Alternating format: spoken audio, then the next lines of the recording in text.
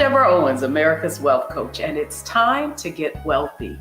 You're going to learn what you need to know and do to finally achieve the level of financial success you desire and you deserve. The struggle is real for women of color in the workplace. Black women specifically represent about 14.5% of roles in business and management in the U.S. Many find themselves stuck and unable to move into the senior ranks where all of the money resides, those stock options and those benefits. Well, joining us today is someone who's going to give us the exact strategy needed to move beyond those circumstances and become unstuck and unstoppable. Well, here are the 3 things that they don't want you to know about what it means to really accelerate your career into the senior management ranks. Number 1 is what got you to your current role will not get you to the next role. The other thing is no one is going to come and tap you on the shoulder and say, you're doing a great job, you're ready for the next level. And then finally, you get what you negotiate.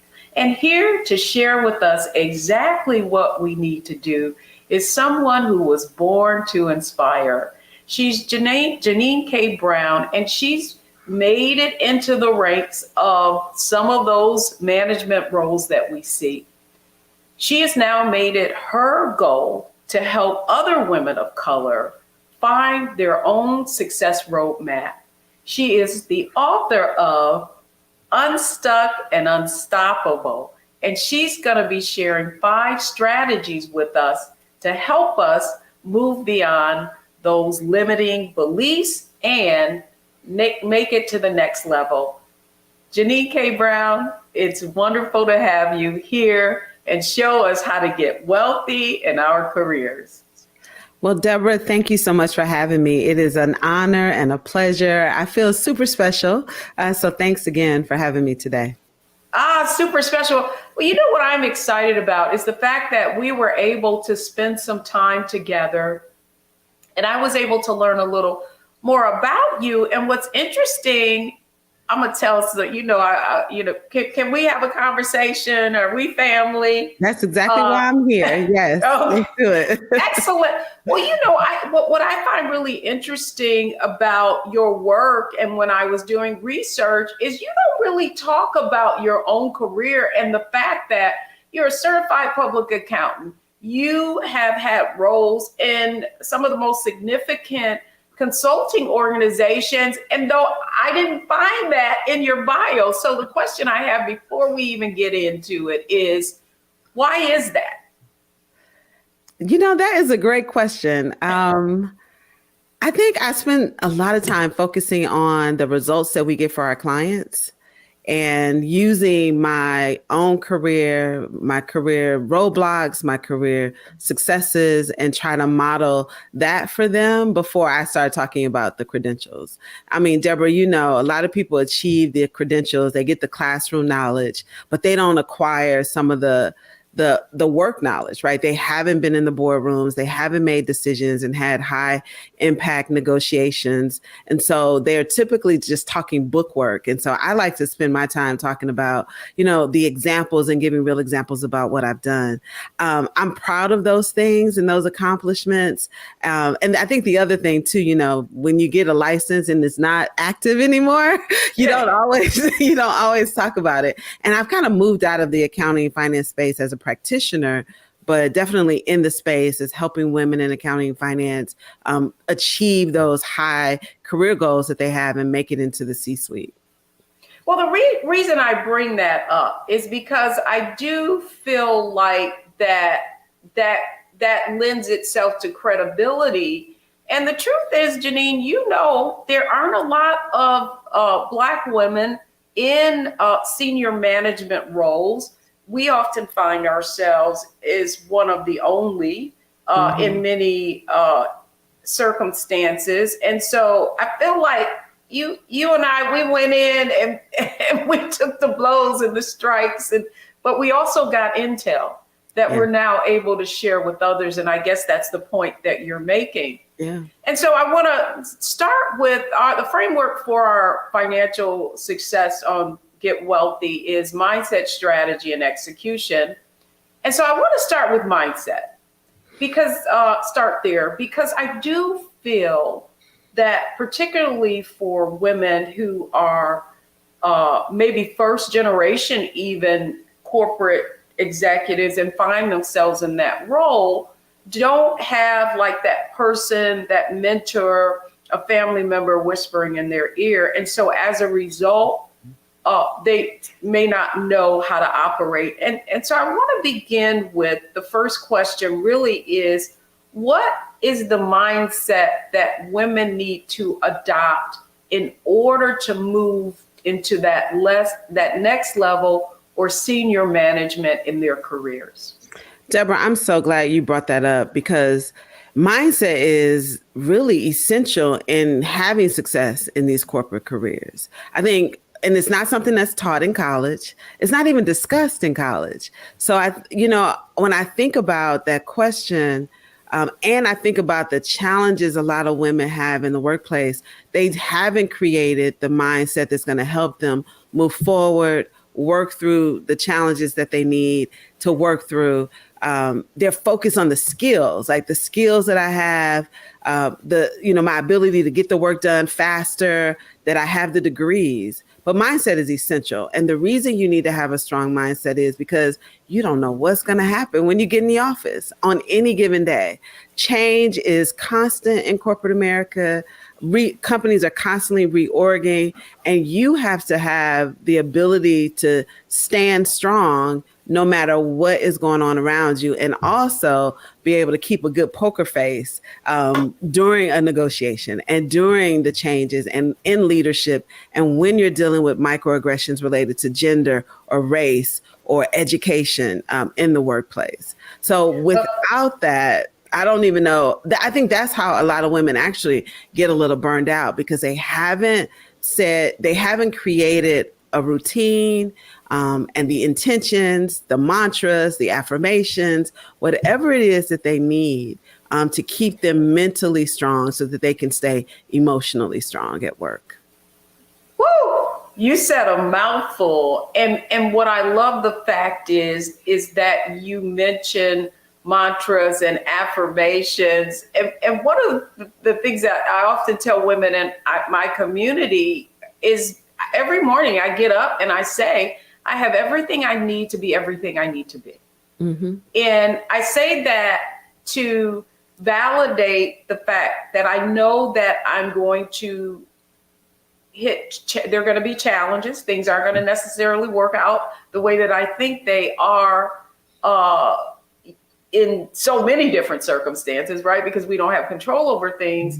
And it's affirming myself that allows me to know that I'm going to hit something, but it's not about what happens. It's about how I respond to it. Yep. So to that end, one of the things in your book you talk about that I think is important around mindset is being bold. However, it's a double-edged sword for Black women in that typically I would find myself in rooms where I was the only, and everyone would know my name because I am the only and I stand out. And so I would always dress maybe more conservative and so that I didn't call attention to myself. And so I guess the question I have for you, what kind of risk is involved in being bold for Black women or women of color specifically? That's a great question. I think the risk in being bold for women and for Black women, and I think even other women of color, is the perception, right? The perception and all of the negative gender-related bias language that's tied to that, right? So, because when I talk about being bold in the workplaces, I'm talking about that inner boldness that you have to take a risk, to go after what you want, to speak up when others are not, right? To build the relationships and the goodwill in the workplace. But what often happens is when I do speak up, when I do shut someone down who is going in the wrong direction, when I demonstrate a level of commitment and passion, it's turned into, she's emotional, she's combative, she's hard and difficult to work with, she's angry. And we are not angry. But we have the same sort of passion and commitment and, forthright thought as men do, but it's often mislabeled. And unfortunately, Deborah, it's often mislabeled by us, right? You probably have heard those things. Oh, I don't want to work for a woman because she is. And then it's a list of very negative characteristics and adjectives to describe what she is performing at the same level, taking the same positioning, responding the same way as her male colleagues and counterparts. So I think, that's the biggest risk. The two things: women will mislabel it, and we shouldn't do that to one another. And then two, just overall, the microaggressions around women who are strong, bold, committed, demanding even leaders in the workplace are not considered. They don't get that same level of respect and honor as their male counterparts. And in particularly their white male counterparts.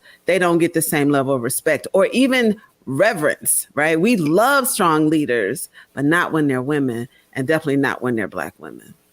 That was a mouthful. And finally, so the question, like if I'm watching this, I would be like, whoa, like that's how I'm going to be perceived. So I guess the point that I want to leave this segment in terms of mindset with, like, what can you do to steel yourself?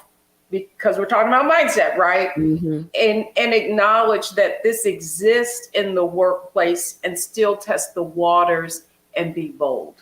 What I do with my clients, Deborah, is tell them that you can be all of those things, but you can't be those things in isolation. You can be bold and strong. You can be, forthright. You can be a woman who speaks truth to status quo behavior, but you got to build relationships. And that's a mindset thing, too. We got to break some of these negative, maybe the distrust, right? So sometimes as women of color and Black women, we have had some moments where people have betrayed us at work. They betrayed us in our personal lives. And sometimes we don't know how to let that go. So we're guarded. And we're guarded for right reasons, right? There are factual reasons. We got the evidence and the receipts to say why this happened and why we've taken on this other behavior.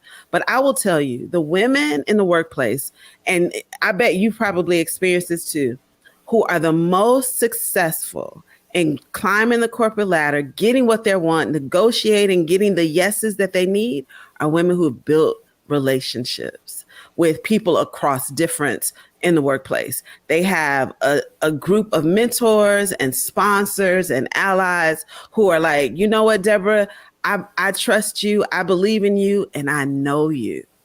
And they may know a little bit they might not know all your stuff, all your business, but you created a way that they know a little bit about you. They have a lens in what your core values are, what's important to you, maybe even a little bit about your personal life. And that is, I think, the way that women are successful. And you can create mindset around that, right? That can be a mantra, right? People like me, they love to work with me, and they trust me, and I trust them, right? That's so good. That's so good, because that's what I'm excited about. And that's why I was excited to talk with you. Next up is strategy. And that's exactly what you're talking about. So now we're going to talk about getting out of your head, because now you got the right mindset, but now you got to execute and really apply what you know you need to do. So when we come back, folks, don't go anywhere, because this is a conversation that needs to be had. Don't need to be stuck. You can become unstoppable. And that's what we're going to talk about, strategy, when we come back.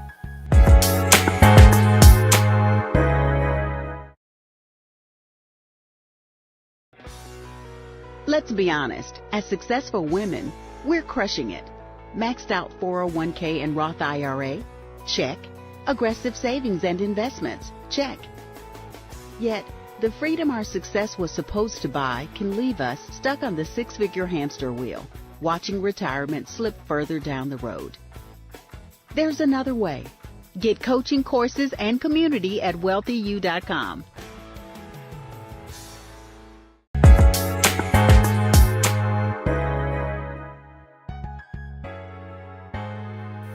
Welcome back, everyone. I'm Deborah Owens, and you're watching Get Wealthy, and we're talking about how to get wealthy in your career. My guest today is Janine K. Brown. She is the author of Unstuck and Unstoppable. I'm looking at her book right now. It's next to me, and I can't put it down. So, Janine, let's talk about, we talked about mindset, and I so love the way you frame that about I'm likable. Right. And having mantras that can really build us up so that we can develop those relationships. And one of the things that I learned early on in my career that I think can oftentimes be a landmine for Black women and women of color in their careers is not understanding the importance of doing dinner. And so when I say doing, I learned that in my management training. It's going outside of the workplace so that you can develop relationships with people that don't necessarily have to do with, as you so aptly put, your skill set. Doing dinner is everything. Dinner, lunch, and breakfast. Deborah, I tell my clients when I'm working with them in an executive coaching relationship, that's one of the first things I actually have it on the intake sheet. How many of your clients or stakeholders do you go to lunch with each month? And most of the time it's 0. People don't do it. They will go to lunch maybe with someone, maybe before the pandemic, if it was a group setting, but they weren't intentional about scheduling lunch with their leadership in their organization. They would never go ask the partner in the corner office just to go to lunch with them. They would only do it if it was a group thing or a work-related function. They don't invite their clients. They don't even invite colleagues in the same position doing the same work at a competing firm. There is money on the table. People are leaving money on the table. I love the phrase, your network equals your net worth. It is so true. I believe in having meals and talking about things related to the work, the industry, and the clients you serve outside of the day-to-day work. Your work day. You don't have to only do that between, 9 and 5 o'clock. You really should go to dinner because there are things that you will learn about your industry, learn about this going on with your company that people aren't talking about in the office. So if you don't have it, you need to go to dinner, go to lunch, go to breakfast with someone that you work with or a client or a stakeholder. Well, what you just described really, Janine, is career strategies. Mm-hmm. And in your book, what I love is that you have really put a framework together, and it is the 5 strategies for becoming unstuck and unstoppable. And we're certainly touching on one of those strategies, and that really is building relationships and a network. But before we go any further, I'd love for you to give our audience like an example who applied one of those strategies, and and you don't have to put names or anything like that, mm-hmm. but an example of one of your clients who applied one of these strategies and actually became unstuck and unstoppable. There's so many. Deborah, the best clients are the ones that do what you, follow the framework. Don't even go there, girl. Don't even go there. With the framework. And so I am really fortunate to say, I know at least 90% of my clients who applied these frameworks have received either 40% or more in a compensation from one job to the next, or even within their organization. They went back and renegotiated their employee agreement with their leadership and realized I was leaving so much on the table. So I have one particular story in the book, and she was a client and friend, but I think her story is perfect for this conversation. she had left an organization she had worked with right out of college, and she knew she wanted to come back in that organization as a partner. And I remember we were together at a conference and she mentioned it to some folks that she used to work with. Some of them were partners already in the firm. And she was in a pretty senior, visible leadership role in a government organization, a governance organization, and was leading the local office in the city she was in, traveling back and forth to DC, just really high visible roles. And I remember when she told them that she wanted to come back, but she wanted to be a direct admit partner. And so what that means is she wanted to come back and have the partner title. She didn't want to work her way back up to partner. She wanted them to hire her and say, we're bringing you back in and you're going to be a partner in this particular practice. When I watched how people interacted with her and was telling her, oh, you got to come back, they really treated her like they were her big brother, big sister, like she was a kid. And I was like, they don't even realize what she's doing and what she's saying. And we talked that night and I said, these are the things that you need to do. You need to be clear about who you are and what you want to achieve. You need to make sure that your skills, level up your skills, whatever you're missing. And you get those skills through board leadership, working in high visible volunteer roles that are respected in your profession. You get your name out there, writing articles, whatever it is, right? Be clear about the skills you need and start networking with people who see you the way you see yourself. And she followed she followed that framework. Ended up going back to school, which wasn't on her agenda, to get another degree from an Ivy League school. Everybody doesn't have to do that, but that just happened to fall in her lap. And guess what? She went back as a direct admit partner. And all of those people who were kind of giggling and telling her she was going to have to come back at a lower role and work her way back up were shocked and amazed that what she said, but she spoke it, right? When we talk about mindset, she spoke it, she put a plan together, she followed the advice that I gave her and more, and she came back and she was a partner in that firm. That's interesting that one of the points that you make, and I hope our audience really gets this, is that perception is reality. And the words that we use are creating that perception. Mm-hmm. And I do believe, and I that sometimes women specifically, and I've been guilty of this, and I remember a very powerful man saying this to me, and that was that everybody doesn't have to like you. And I had to receive that in the right way, because sometimes what we don't understand is that being a people pleaser or doing things, acquiescing, I think is something that I found myself doing, even though I knew that I could be more powerful, but not wanting to shine too much because, my leaders or my, my management team wanting to be that team player, not recognizing that the level of over me was observing me to see if I could conduct myself in a role where others at my level would respect me even more so, because I had that, and that's leadership, right? Mm-hmm. So I think that's the point that you're making for her, that she had to realize how she was being perceived, and that perception was one which wouldn't lead her into senior management. But you brought something else up, and I do think, and particularly in Wealthy U and our Wealthy U community, what I do see is women going into significant debt in order to enhance their skill set. And so I'd like for you to just talk to us about what are some strategies that women can use to get those credentials without putting themselves in financial jeopardy. Yeah. So, there are some women will end up could possibly go back to college and get a free education, but it's hard, once you get out of undergrad.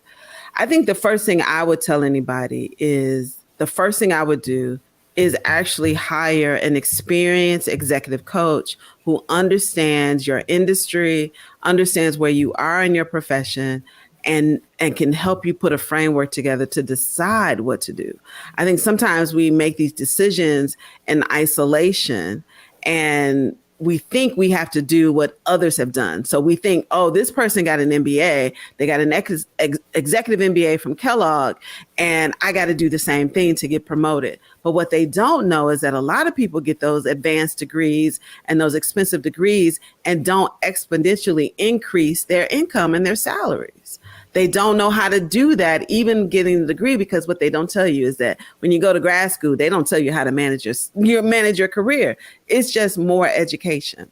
So that would be the first thing, Deborah, I would tell people to do is get an executive coach. Have a thought partner in the process that is unbiased and has nothing to gain and nothing to lose by the decisions that you make, right? And you can have thoughtful conversations about it. And then I would say, figure out what those success strategies are that others have done. And this is again about the relationship building.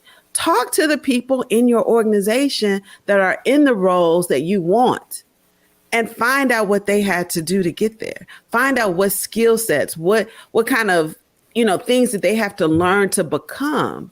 Because I think one of the things that happens with Black women, we got the good gene of looking young, right? And sometimes that works against us.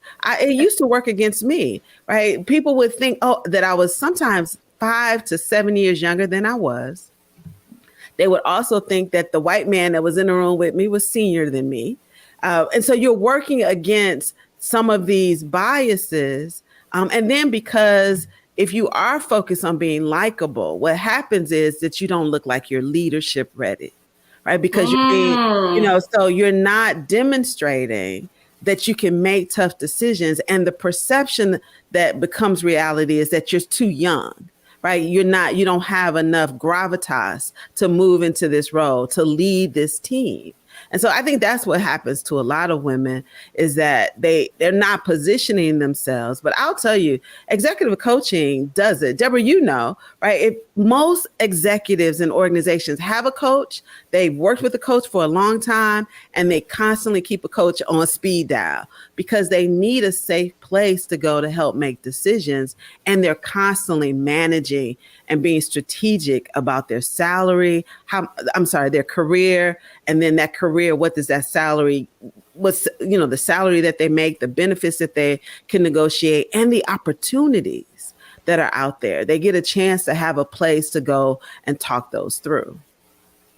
That's good, because this is a great segue, because when we come back, we're going right into execution. I want to talk about, I think oftentimes, if you have never, what I find interesting is the amount of Black women specifically who have never hired anyone for their professional development.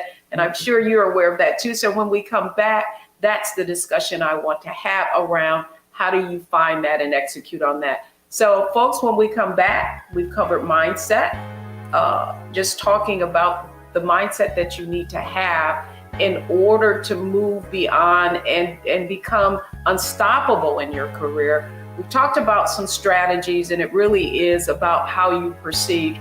But now we want to talk about executing on what we've discussed so far. So don't go anywhere, folks. We'll be right back.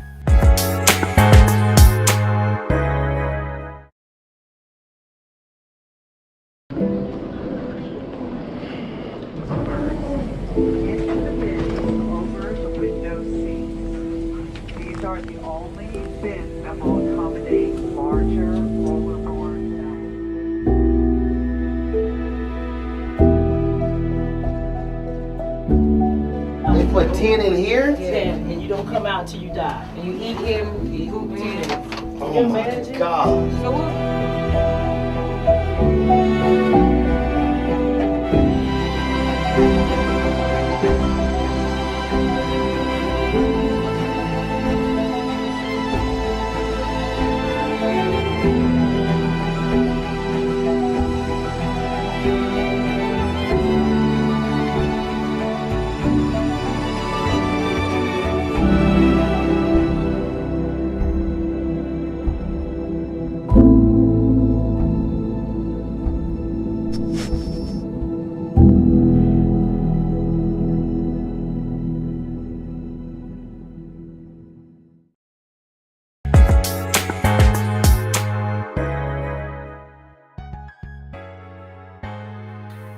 Welcome back, everyone. I'm Deborah Owens, and we've been having a wonderful conversation about becoming unstuck and unstoppable with Janine K. Brown. Janine, we left off.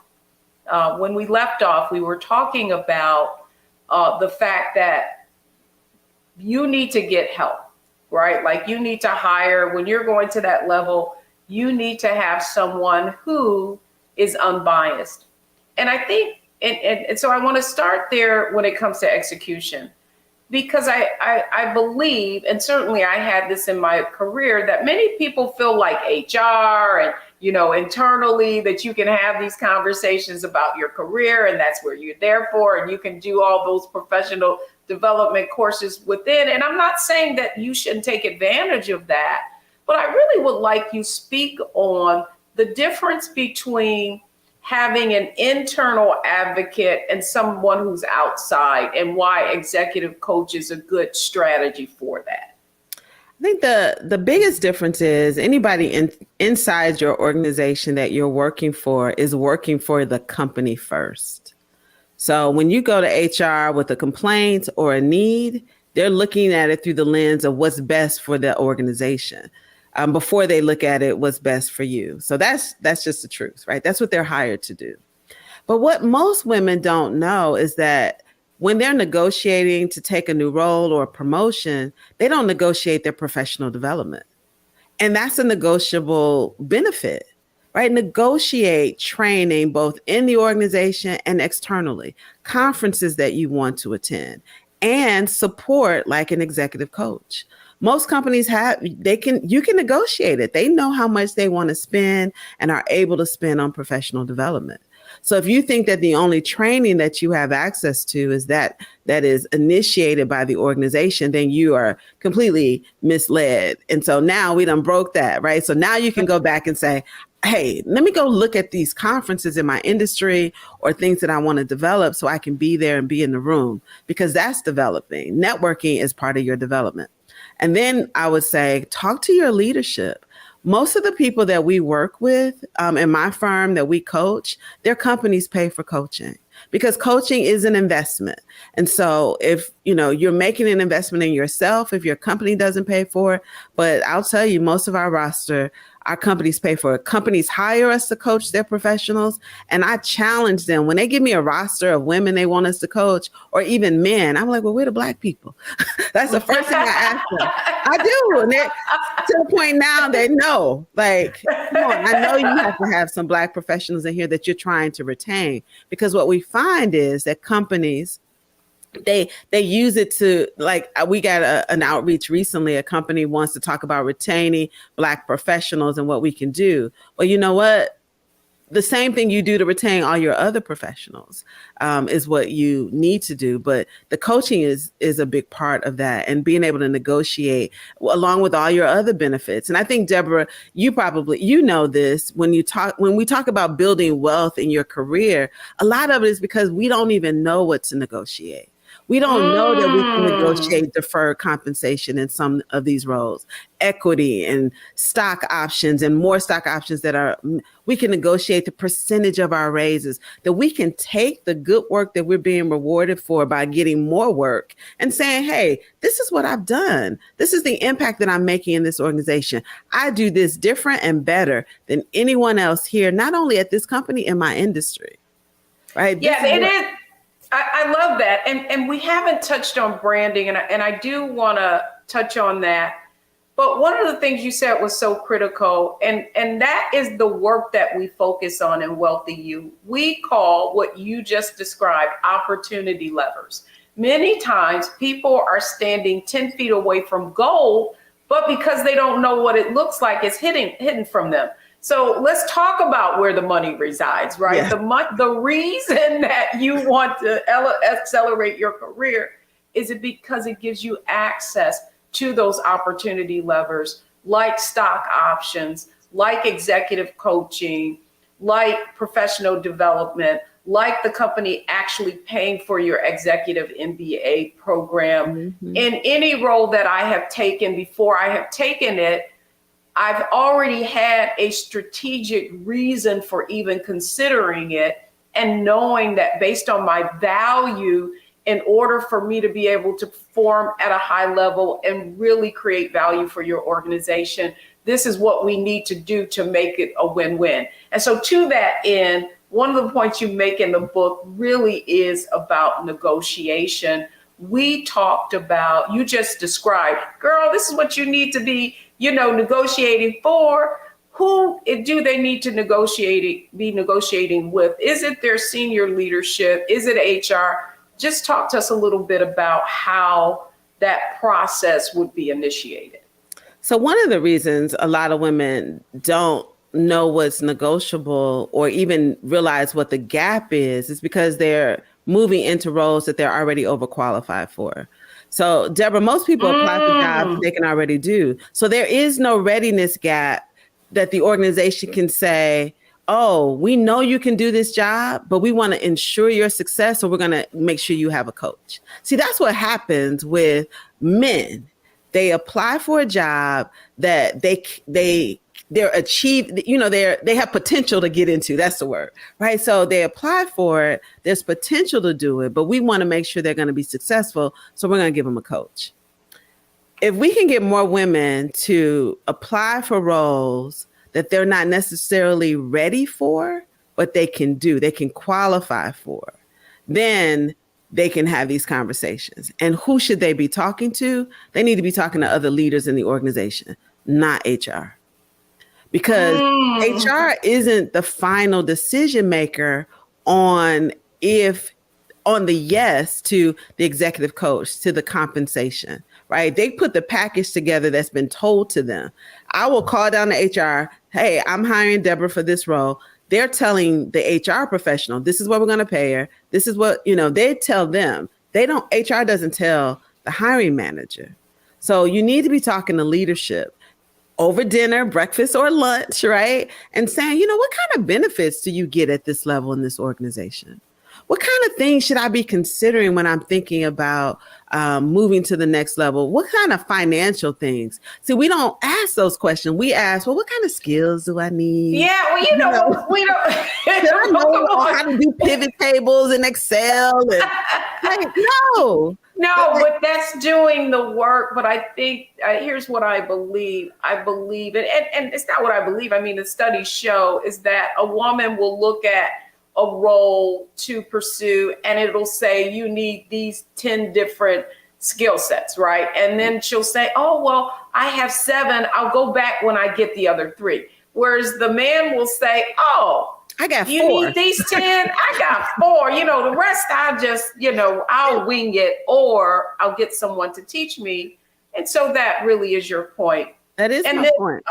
And I think that what we have to understand at those levels are the dynamics and how they play a role. And the reason I wanted you to really delineate between who people need to be talking to, because I think what happens is, people, they go on the internal network, they see what roles are available.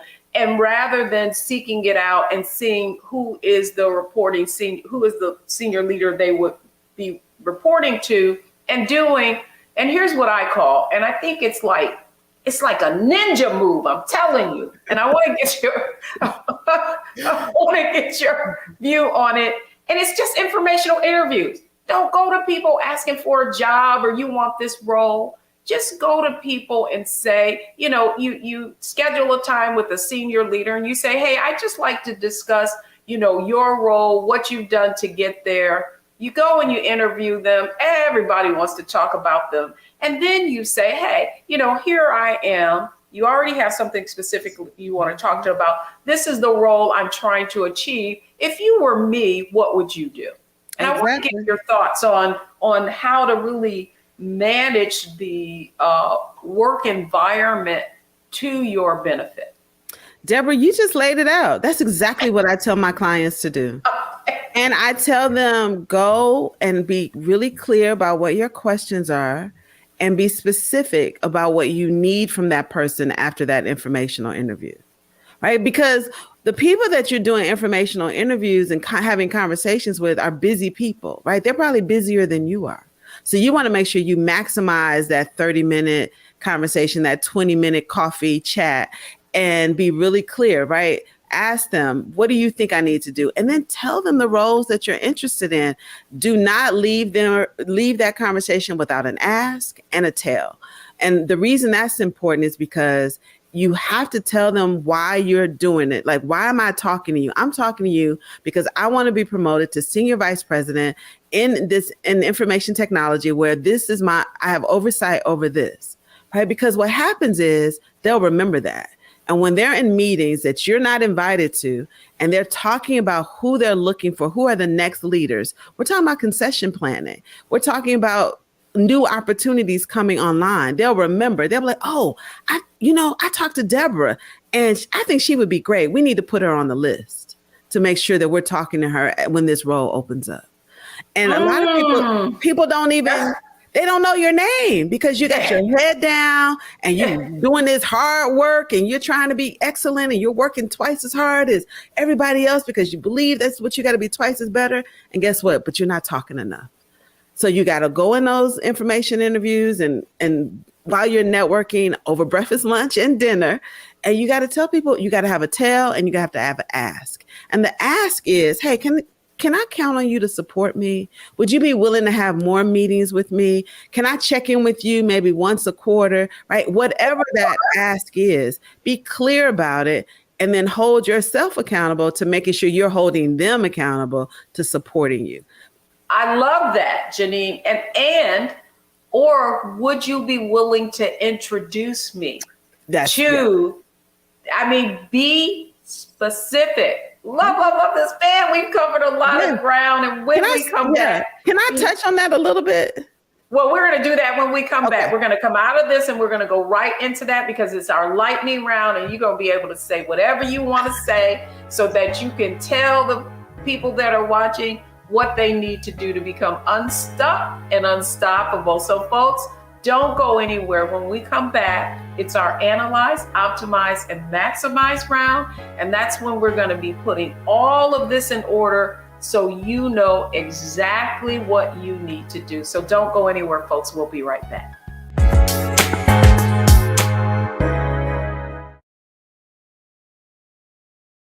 Black Star Network is here. I'm real revolutionary right now. Thank you for being the voice of Black America. All momentum we have now, we have to keep this going. The video looks phenomenal. See, there's a difference between Black Star Network and Black-owned media and something like CNN. You can't be Black-owned media and be scared. It's time to be smart. Bring your eyeballs home. You dig?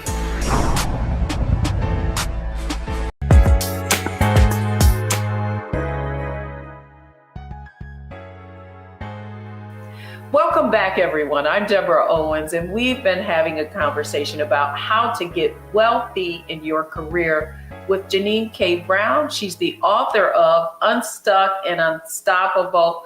Janine, you've given us so much today, but I want to talk about now, how can we pull this all together? So let's talk about how we can analyze, optimize, and maximize all of the things that we've discussed today. So welcome back, Janine.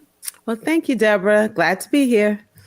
Excellent. So when we ended the last segment, we were talking about something that you wanted to expand on. And this is our Analyze, Optimize, Maximize segment. So I want to start with analyzing a lot of the information that you have,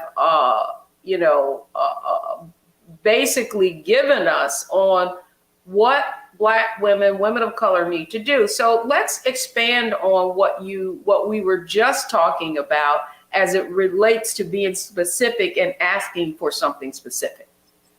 Yeah, I liked when we were talking about asking for introductions. I think don't be shy or afraid to ask someone in your network or in your organization to introduce you to someone, to make a connection. When I was younger in my career and I worked in public accounting at a global one of the big 4 public accounting firms here in Atlanta, I remember talking to one of the partners and there was someone in the community I wanted to meet. And I would ask those questions like, hey, do you happen to know this person? And I got an opportunity because I did that to meet a lot of civil rights leaders. They weren't just in my profession. So I got to meet, these civil rights leaders, politicians, executives in industries that I didn't serve. And that's how I built my network in Atlanta. There's probably, you can say, hey, do you know this person? And I'll probably say, if I don't know them, I have a 1-degree connection with them. So I think that's the other thing. We have to be willing and humble enough to, one, know who we need to know, but also know that it's okay to ask people to make an introduction to you and move away from, I don't need any new friends, and say, I'm always looking for new friends and new contacts and new relationships. It's so important, Janine.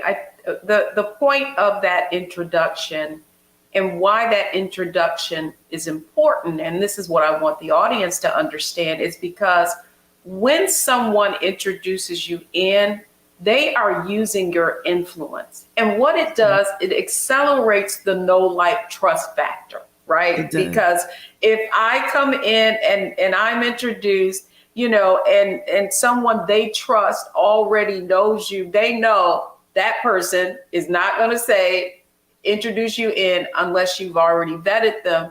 And so that's important. But you also brought up another point that I think is critical. I think oftentimes we're very insular, just in terms of our careers. And we may think that we're in the accounting profession. I wanted to talk about organizations that we needed to be involved in, but we'll stay in, I'm a CPA, I'm going to be in the National Association of Accountants or whatever. Talk to us a little bit about why that going outside of your circle and meeting leaders of influence in all different kinds of industries or capacities is important. Well, one, I think it helps us become better thinkers when we know people in other industries, because they have different viewpoints and different experiences. And so I'm always challenging myself to look at a situation or, to analyze things through a different lens, right? Because educators have a different viewpoint than those of us who were in executive leadership about a situation. So I think that's the first thing. Then I think it just gives you a richer, more robust network when, as an accountant, I have friends who are attorneys, school teachers, people who are engineers, people who even may be in other white collar professions like construction. And then if I have the responsibility to build clients within my organization, I can do that because I have more people that I can reach out to. I think when we stay and only talk accountants only network and talk with and vacation with accountants, then you don't get to see the whole 360 view of how business is run. I'll tell you, when I started working in the manufacturing industry, I started building relationship with plant managers who were completely different than me, but they had so much operational experience and insight, which is really what was the reason I went back to get an MBA, because what I recognized is that I didn't know enough about business in the way that I needed to work with plant managers and to understand their needs and understand how businesses grow and understand about investments and expanding. I knew the accounting piece of it and the taxation part, but not the whole piece. And so just hanging around plant managers, I learned some new vocabulary words, but I also learned so much more about businesses and managing teams. Right. So my sharing that is that you just learn so much more when you can expand your network. And then you find out about opportunities, right? So I was finding out new opportunities around business. And then when I started my own firm, I still had all of this rich knowledge, this rich network, right? So I'm moving into entrepreneurship, and I could call upon all these people and say, hey, this is what I'm doing now. And there's, oh, we need you. They trusted me in this other profession. So their expectation was, oh, she can come in here and do this new thing that she's doing with our employees. And our business grew much faster because of the network. And again, it's not who you know, it's who knows you, right? And so I think that that's the other side of that. Your network is your net worth. and it, really making sure that you're building those relationships. And at the end of the day, it's trust. The other, question that I had for you, Janine, was I know that there are a lot of people who find themselves stuck, and maybe they're mid-career and they know they should be further ahead. And so my question to you is, what can you do now to maximize? So you have this body of work, and now you want to kind of leapfrog. What advice would you give someone who finds themselves in that situation? Well, the first piece of advice I would give them is, one, to purchase my book, Unstuck and Unstoppable. Get the 5 strategies to leverage your career and accelerate yourself. And then I would say, let's get a strategy together. Get out the pen and paper, put the computer down, get out the pen and paper, and let's walk through a strategic plan about what you need.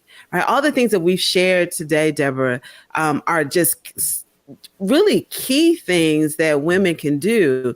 One, I would say, let's check and see who's in your network, who in your organization knows you, and who do you still need to get to know? What do you want to accomplish? I even tell people to start with the end in mind. What's the job you want to retire with? At your retirement party, when they are celebrating you, what do you want them to say was your last role in the organization? And what do you want that compensation to be? I want to leave being an executive vice president over, customer experience at Bank of America. And I want to be making $325,000 a year. And these are all my benefits. Okay. Then we know where we're going. Then we can figure out how did others get there? And what do you need to get there? And then I would say, get an executive coach, because I have seen, even with my own clients at our firm, that when people coach with us, they level up their knowledge about business, their roles, negotiations, building better relationships, and what opportunities are out there. Because by the time you set your goal, you've seen this, Deborah, the job that you want might not even be a job anymore, but new jobs and new things have come online, because that's how fast business is moving. So having that executive coach there to help you stay ahead of the game is going to be essential if you want to leapfrog. It is possible to do that without going back to school. You can do short-term learnings like certification programs, leadership development programs at universities, or through other programs, other independent programs. Like we have one for women, and ours is certified, and our clients will say, hey, we want to bring people through your program because we've seen the results. So there's a lot of things you have to do without going back to get another 2-year degree, making a $75,000 to $100,000 investment. You can make an investment, a fraction of that, by getting an executive coach, reading the book Unstuck and Unstoppable, but really being clear about the strategy and where you're taking your career, so that you can get there. Because if you don't have a target, and a lot of women are scared to say what that job is that they want because they don't want to put it out there, but say the job, because if you don't say what role you want, how do you know when you're going to get it? How do you know what it is when you get there? Right? So that's so good. Yeah. That's so good, Janine. Yeah. Achieve it. Well, let me just say this. You were speaking music to my ears when you said you don't have to go invest another $75,000 to $100,000. There is strategy. And finally, Janine, how does our audience get in contact with you and learn more about the work that you do? So they can reach me at on our website at everyday-lead.com. So that's where we do the bulk of our work with clients. We do professional development training programs. We curate roundtables and other events for men and women in their organizations. And we do them through the lens of diversity and creating psychologically safe spaces for organizations. And we also offer executive coaching. If you want to invest in executive coaching yourself, you can hit us up there. If your company wants to do that, we do that too. You can purchase my book on Amazon and also get more information about the book at unstuckandunstoppablebook.com. Excellent. We're going to make sure that we have the link to how you can connect with Janine K. Brown. Janine, thanks so much for sharing how we can become unstuck and unstoppable. When we come back, folks, the 3 takeaways from today's show that you need so that you can become unstuck, stuck, and unstoppable. Don't go anywhere, folks. We'll be right back.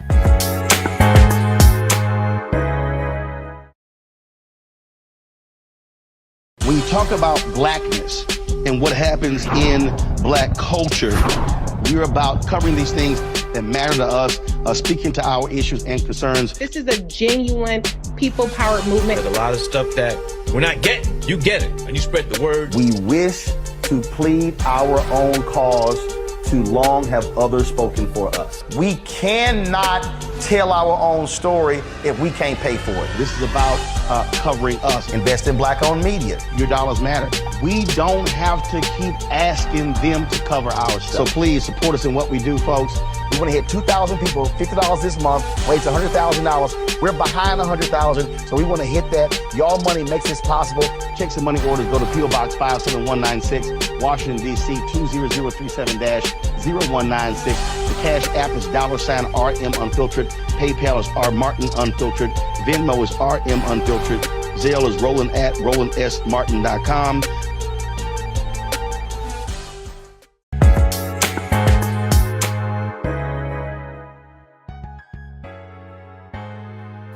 I'm Deborah Owens, host of Get Wealthy, right here on Black Star Network. And I hope you've enjoyed our conversation around what you need to do to get wealthy in your career. As I said, many of you are sitting 10 feet away from gold.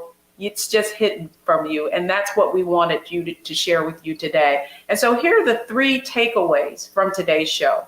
Number 1 is you have to be the leader of your career. No one's going to tap you on the shoulder and say you're doing a great job.